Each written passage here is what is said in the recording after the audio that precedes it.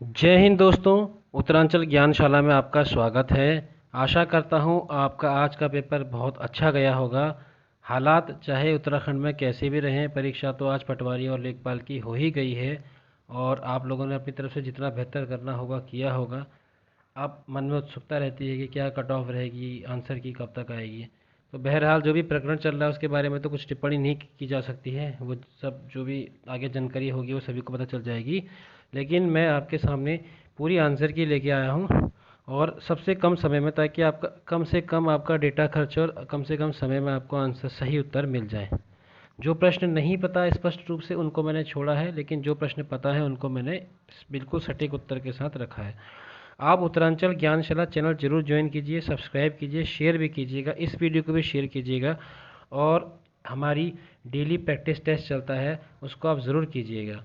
अभी अगला पेपर कनिष्ठ सहायक का होने वाला, थोड़ा बदले पाठ्यक्रम के साथ। उसमें साइंस, कंप्यूटर और हिंदी 25 नंबर की, ये सब भी रहेगा। तो अब जो मैं डेली टेस्ट डालूंगा उसमें उसको मैं उस कनिष्ठ सहायक के अनुरूप ही डालूंगा, जिसमें आपके साइंस के क्वेश्चन, कंप्यूटर के क्वेश्चन भी रहेंगे। ठीक है, आप उत्तरांचल ज्ञानशाला को के क्वेश्चन को ज़रूर देखिए, बहुत से क्वेश्चन आपको परीक्षा में मिलेंगे। ठीक है, मैं कोशिश करता हूँ अधिक से अधिक नए प्रश्न और पुराने जो बेसिक प्रश्न हैं दोनों आपके सामने आ सके। चलिए शुरू करते हैं। तो मैंने क्या किया, उत्तर को हाईलाइट किया है। मैं सिर्फ आपके सामने वीडियो चलाऊंगा, आप देखते रहिएगा। जो समझाने वाला होगा उसको मैं थोड़ा बहुत समझा दूंगा और कौन प्रश्न कहाँ से आया है मैं आप कोशिश करूँगा ये आपको अगर बता सकूँ। ठीक है, चलिए शुरू करते हैं। ये हिंदी, सामान्य हिंदी, पहला प्रश्न है, हिंदी का पार्श्विक व्यंजन क्या है? तो आपको पता होगा ल। ये क्या होता है?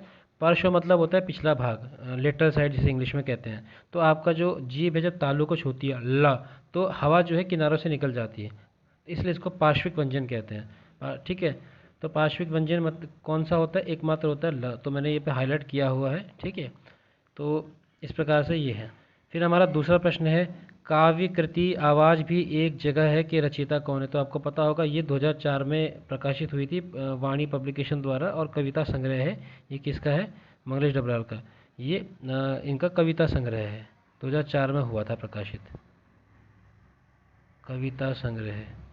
ठीक है, इनमें से कुमाऊनी बोली की उपबोली है, ये खस परजिया।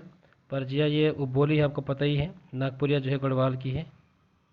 महादेव वर्मा की रचना नहीं है, साहित्य का श्रेय और प्रेम, क्योंकि ये स्मृति जो स्मृतियाँ हैं, स्मृति ग्रंथ हैं, वो सब लिखा करती थी। मतलब स्मृति रेखा चित्र जो होते हैं जहाँ पर पुरानी यादों को का वो वर्णन किया जाता है, तो वो ज़्यादा लिखा करती थी।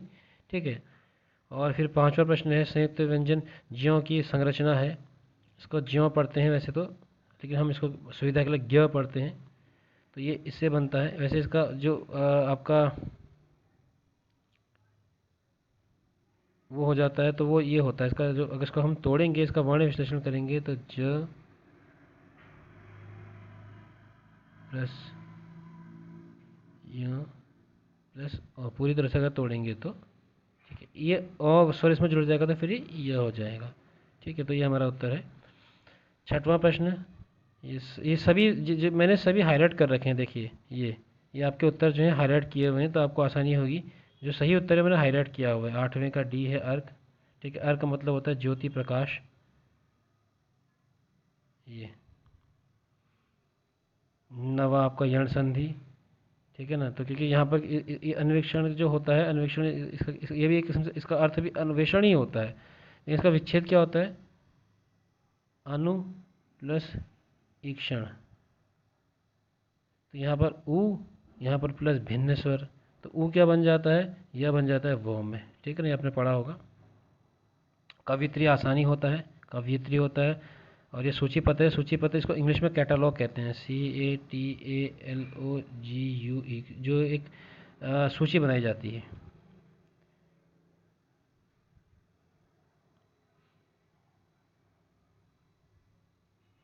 ये आपके उत्तर मैंने लिखे हुए हैं।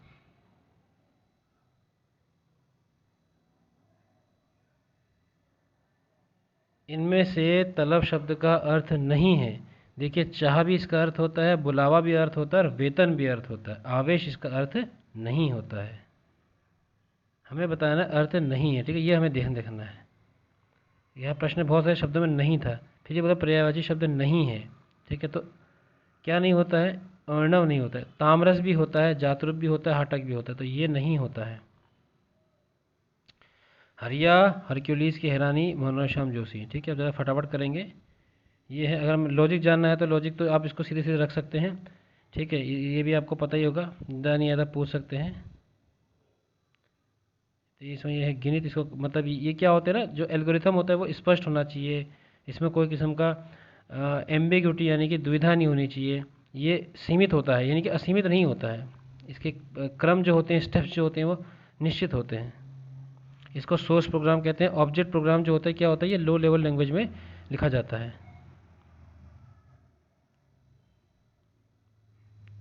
हाथ से के फिर अनुसूचित जाति, इसको आप याद रख सकते हो। 338 में अनुसूचित जाति एससी है, और 338 के ए में एसटी है, और 338 के बी में ओबीसी है। ऐसे याद रख सकते हैं आगे के लिए। यहाँ पर तो सीधे सा लॉजिक है, 60 12 से भाग जाता है, और 112 जो है 16 से भाग जाता है। ये रिपीटेड क्वेश्चन है, एसएससी में आया हुआ है। और ये आपका सरल है। इसमें इसके अंदर एक के अंदर 8 है, तो 8 या 24 तो ये हो गए, फिर 25 ये हो गया, तो ये 24 से ज़्यादा जा रहा है, तो सीधे सीधे आंसर ये हो गया। आगे कैलकुलेट करने की ज़रूरत ही नहीं है।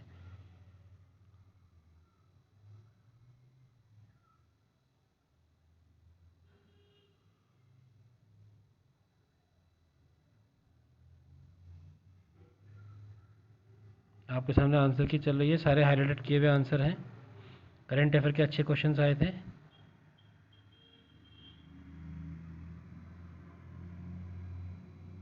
पंजाब के कुका आंदोलन का राम सिंह कुका, पूरा नाम इतना ही नाम दिया हुआ है।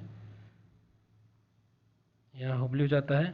देखिए, इसका मैं आपको बताया था, ये जो प्रश्न है ना थोड़ा डाउटेबल है, क्योंकि जो राज्य में पहला केस हुआ था ना हमारे देश में, माफ़ कीजिएगा, जो भारत में प्रथम मामला था वो गुजरात में था, गुजरात के कच्छ में। ये आया था बीमारी पाकिस्तान से, और ये पाकिस्तान से कच्छ से होते हुए गुजरात से होते हुए आगे राजस्थान वगैरह पहुंची थी। तो विकल्प में कुछ ऐसा ऑप्शन नहीं है, इसलिए इसको छोड़ देते हैं।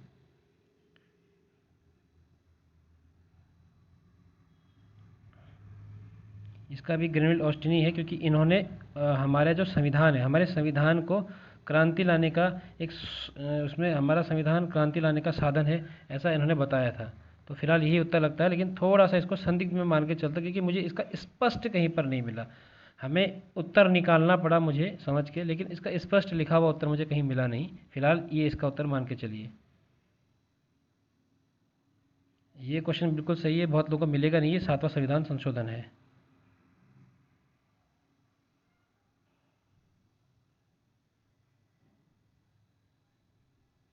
सिनला दर्रा, जैसा आपको पता ही होगा, और ये न्यूज़ में था करंट अफेयर में। ये एक एंडेंजर्ड प्लांट है, पटवा कहते हैं इसे। ये पहला जो था ये देहरादून में था, दूसरा हरिद्वार में है।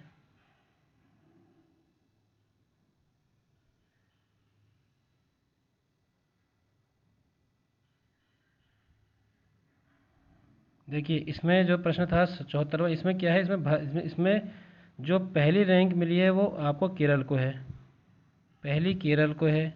फिर दूसरी में दो हैं, हिमाचल प्रदेश और तमिलनाडु। ठीक है, फिर जो तीसरी है उसके अंदर आपके चार हैं। ठीक है, एक दो तीन, और चौथा आपका उत्तराखंड है। तो मुझे लगता है इन्होंने शायद इसको ऐसे गिनती कर लिया, 1 2 3 4 5 6 7। अब वैसे तो इसका रैंक जो है 72 अंकों के साथ तीसरा रैंक है उत्तराखंड का, लेकिन यहाँ पर विकल्प दिया नहीं है, तो हम फिलहाल के लिए इसलिए हम 7 के साथ जाएंगे। ठीक है, ये भी थोड़ा सा डाउटफुल क्वेश्चन है। बाकी सारे उत्तर मैंने हाईलाइट किए हुए हैं आपके सामने। उत्तरांचल ज्ञानशाला को जरूर सब्सक्राइब कीजिए, शेयर कीजिएगा, और बहुत ज़रूरी है कि आप क्वेश्चन का अभ्यास करिए। आप आपने एग्ज़ाम कर लिए हैं, देख लगा लिए हैं, तो आपको पता होगा, तो एग्ज़ाम में आपको प्रैक्टिस करना बहुत ज़रूरी है। यहाँ पर जो दो कस्बे हैं, ये आपका काशीपुर एंड ऋषिकेश दो हैं। डेली प्रैक्टिस सेट जरूर लगाइए। उत्तरांचल ज्ञानशाला के दो मॉक पेपर भी डाले थे मैंने, फुल मॉक पेपर। अभी मैं कनिष्ठ सहायक के लिए सेम पैटर्न पे मॉक पेपर बनाऊंगा, आप लोग जरूर सॉल्व कीजिएगा।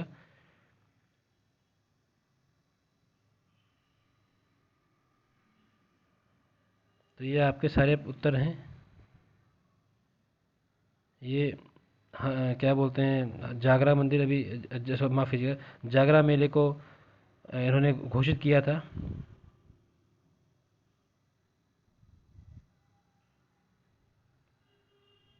ये कूद होता है। तो ये पूरे आपके 100 के 100 प्रश्न हो गए।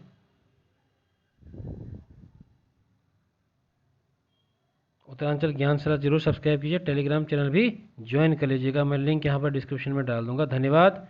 जय हिंद।